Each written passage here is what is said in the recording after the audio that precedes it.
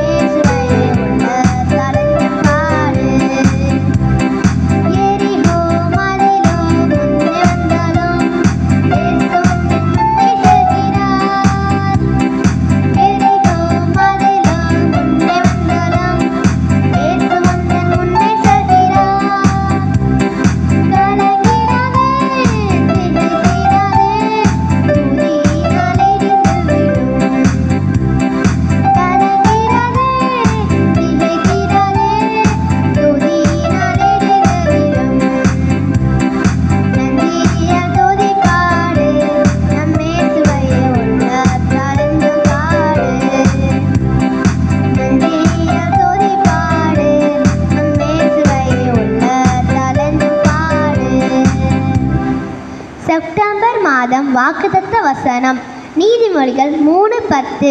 உன் களஞ்சியம் பூரணமாய் நிரம்பும்.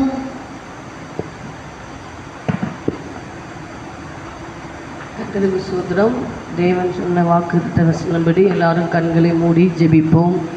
ஆண்டவரே, இந்த மாதத்தில் கொடுத்த எங்களுக்கு வாக்குத்தத்த வசனப்படி அமேன் அமேன் 3:9-10 இப்படியாக சொல்லுகிறது.